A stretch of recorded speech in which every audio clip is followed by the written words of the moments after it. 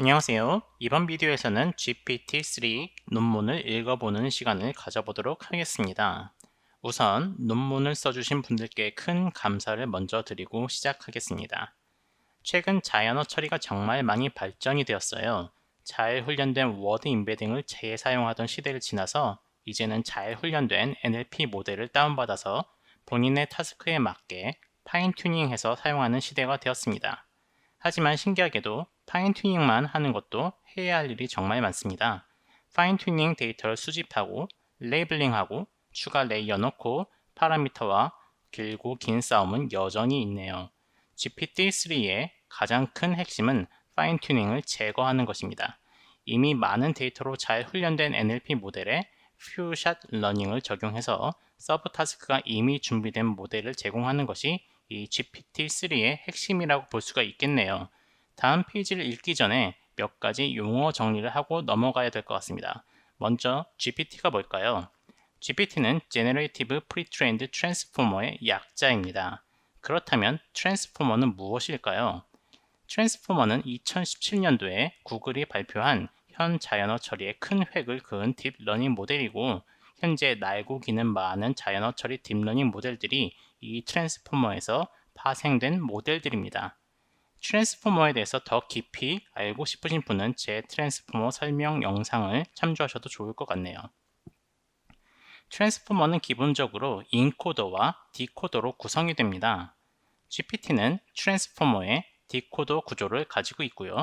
이 비디오를 보신다면 버트에 대해서도 아마 아시겠죠? 버트는 트랜스포머의 인코더의 구조를 가지고 있습니다. GPT와 버트가 항상 성능을 가지고 경쟁하는 구조인 것 같지만 실제로는 트랜스포머로부터 태어난 남매 또는 자매로 봐도 무관할 것 같네요. 과거 GPT가 먼저 태어났고요. 자연어 처리 성능 평가에서 우수한 성적을 거두었죠. 하지만 얼마 지나지 않아서 구글에서 버트를 발표하고 보다 우수한 성능을 자랑하게 되고 GPT는 영예를 잃는가 싶었습니다. 얼마 지난 후에 GPT 버전 2가 출시가 됩니다.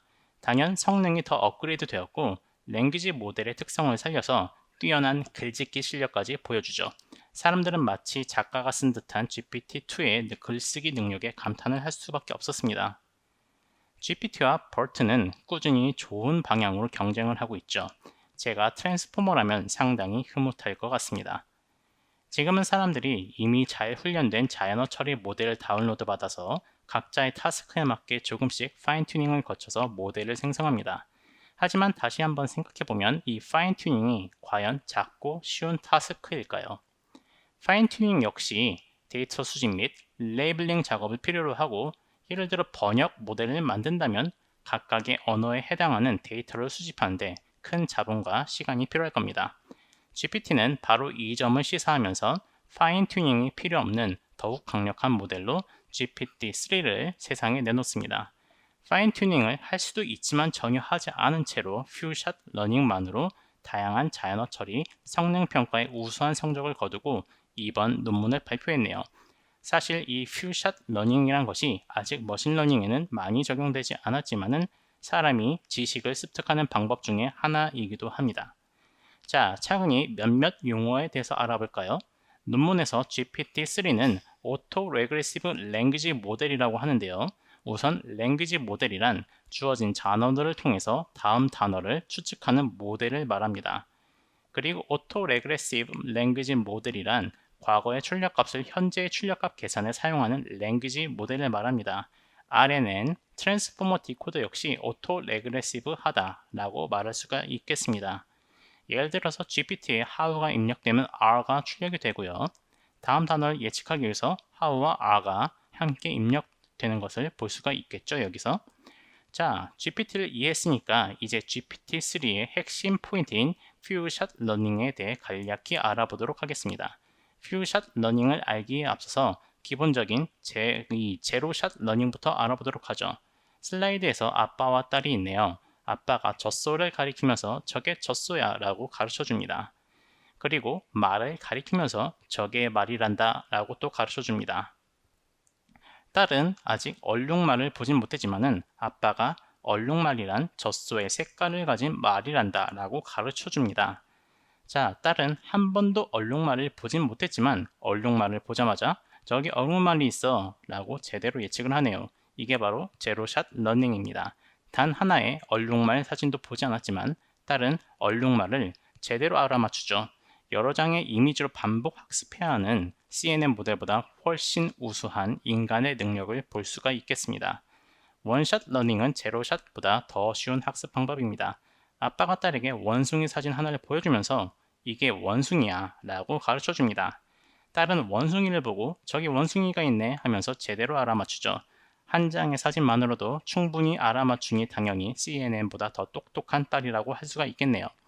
퓨샷 러닝이란 한 장 이상의 사진을 딸에게 보여주는 것과 동일합니다. 강아지 사진 하나 보여주고요. 또 다른 강아지 사진을 또 보여줍니다. 몇몇 장의 사진만으로도 강아지를 충분히 식별해내죠. 현재 자연어 처리가 아직까지도 엄청 많은 샘플로 파인 튜닝 하는 것을 생각해보면 이 퓨샷 러닝이 보다 더 진보된 인간에 가까운 학습 방법이란 생각이 드네요. 이번 GPT-3의 핵심은 퓨샷 러닝을 통한 학습으로 파인 튜닝 없이도 고성능의 다용도 자연어 처리 모델을 만들 수 있다라는 것입니다. 랭귀지 모델을 학습하는 동안 퓨샷 러닝으로 다양한 패턴 인지 능력을 학습시키는 방법을 사용했다고 하네요. 예를 들어서 사책 연산이라든지 오타 검색, 번역 등의 패턴을 퓨샷 러닝으로 습득할 수가 있습니다. 논문에는 다양한 테스트 결과가 수록이 되어 있습니다. 작은 GPT-3 모델부터 175 빌리언이라는 어마무시한 모델까지 성능을 평가했고요. 제로샷부터 퓨샷 러닝의 성능도 분석하여 확실히 퓨샷 러닝이 제로샷 러닝보다 우수한 성능을 보였고 거대한 모델이 작은 모델보다 우수한 성적을 거둔 것을 볼 수가 있습니다. 차트를 보시면은 왜 GPT-3가 175 빌리언 개의 파라미터를 사용해야만 했는지, 왜 제로샷이 아닌 퓨샷 러닝을 선택해야 했는지 바로 감이 옵니다. 아까 전에 퓨샷 러닝을 이미지 예제를 들어서 설명드렸지만 여기 슬라이드에서 실제 사용된 텍스트 퓨샷 러닝 예제를 보실 수가 있어요. 제로샷 러닝에서는 타스크만 부여가 되었고요. 원샷은 한 개의 예제만 제공이 되었고 퓨샷은 몇몇 개의 예제가 주어지는 것을 확인할 수가 있습니다. 자, 이 차트도 상당히 인상적이었는데요. GPT-3가 얼마나 괴물인지 알 수가 있죠. T5도 거대한 모델인데 이 T5보다 10배나 더 많은 에너지를 사용하네요. 이 부분에서는 GPT-3를 파인 튜닝할 수는 있지만 목적에 맞게 파인 튜닝 없이 자연어 처리 성능 평가를 거쳤고 몇몇 성능 평가는 현 시간 최고의 모델 성능 평가를 받았지만 몇몇 성능 평가는 좋지 않았음을 보여주고 있습니다. 파인 튜닝 없이 이 정도의 결과를 낸 건 정말 엄청난 성과가 아닌가 싶습니다. 자, 그리고 GPT-2 유저들에게 반가운 소식이 하나 있네요. GTP3에서도 이 GPT-2 구조를 그대로 사용했다고 합니다. GPT-2에 대해서 생소하신 분들도 이미 많은 능력자분들께서 GPT-2에 대한 자세한 설명을 블로그 및 유튜브에 올려놓으셨으니 참조해서 보시면 참 좋을 것 같습니다. 커먼 크롤 데이터셋을 학습 데이터로 사용을 했고요. 좋은 데이터가 없으면 좋은 모델이 나올 수가 없겠죠. 학습 데이터의 품질을 높이기 위해서 좋은 데이터만 뽑아 쓰고 중복을 줄이고 좋은 데이터를 또 추가적으로 삽입했다고 합니다. 총 300빌리언 개의 토큰을 수집했는데 놀라운 점은 대다수의 데이터가 중복이 없었다라는 것입니다. 데이터 수집에 정말 큰 노력을 했다는 점 상당히 높이 사야 될 것 같습니다. 거대한 모델 학습에 주로 사용되는 큰 배치 사이즈의 작은 학습률을 적용했다고 하네요. 자세한 사항은 여기 제가 발췌를 해 놓았습니다. 자, 이제 그럼 GPT-3의 성능 평가 결과를 보도록 할까요? 첫 성능 평가는 랭귀지 모델 성능 평가입니다. 보다시피 이 GPT-3가 기존 최고 성능 평가 기록을 압도했다고 하네요. 두 번째 성능 평가는 이 람바다인데요. 쉽게 말해서 모델이 문장의 마지막 단어를 잘 예측하는지 성능을 평가하는 것입니다. 이 성능 평가에서 이 GPT-3가 최고로 우수한 성적을 달성했다고 하네요.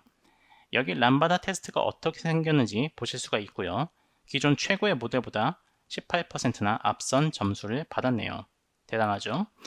GPT-3는 가장 알맞은 마지막 문장을 선택하는 테스트에서는 기존 최고 점수보다는 낮은 점수를 받았네요. 파인 튜닝 없이 이 정도면 대단한 거라고 생각이 됩니다. 스토리 클로즈 테스트에서는 버트 모델보다 4.1% 낮은 점수를 받았고요. GPT-3는 질문에 답변해야 하는 테스트에서 놀라운 성과를 볼 수가 있습니다.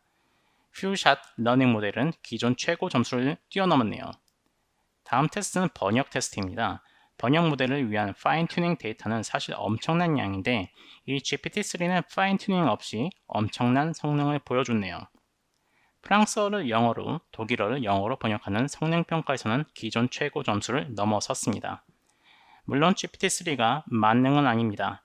예를 들어서 대명사가 어떤 단어를 가리키는지 맞추는 성능평가에서는 낮은 점수를 받았습니다. 아마 양방향이 아닌 단방향으로만 정보를 습득하는 GPT의 기본 구조상 어려운 타스크가 아닐까 생각이 되는데요.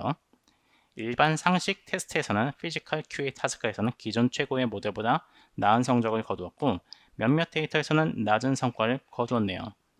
독해 능력 평가에서는 낮은 점수를 받았습니다. 독해 능력은 아직 이 자연어 처리 모델이 사람만큼의 능력을 발휘하는데 좀 한계가 있는 분야이기도 한데 언젠가는 사람만큼 성능이 좋은 모델이 나올 수 있겠죠?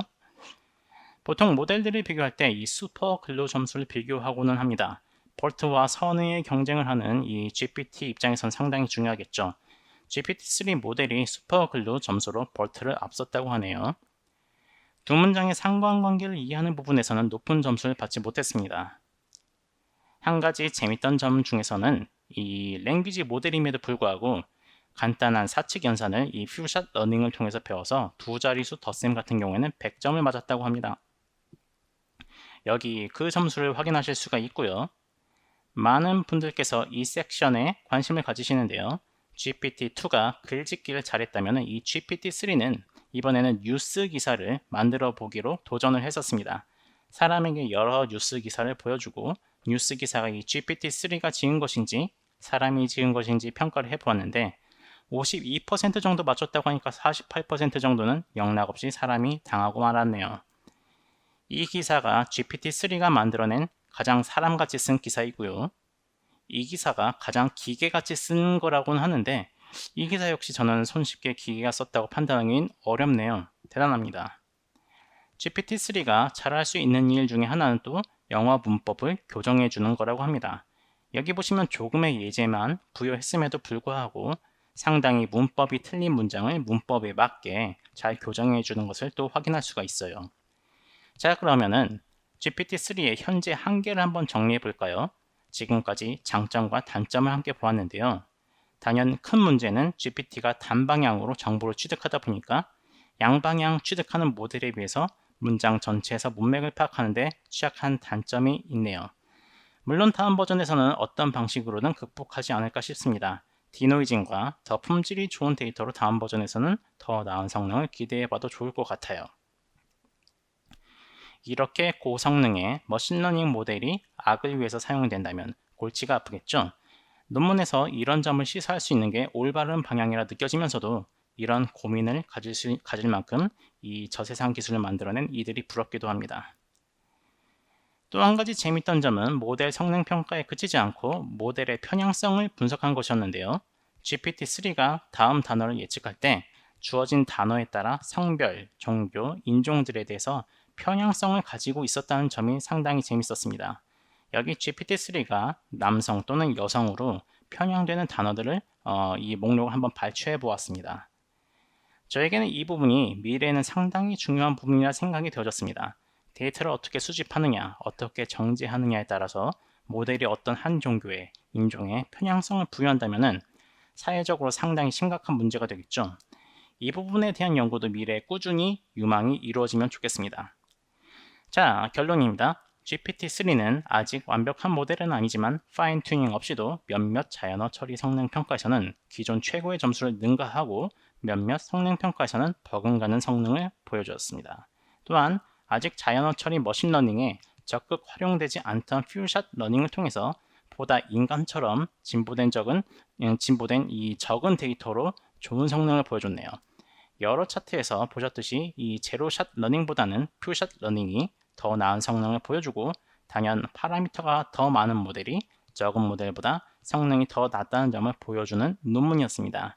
상당히 훌륭한 모델이기에 사회적 이슈까지 생각해야 되는 읽기에도 상당히 재밌고 높은 성능을 보여줘서 감사한 논문이었습니다. 감사합니다.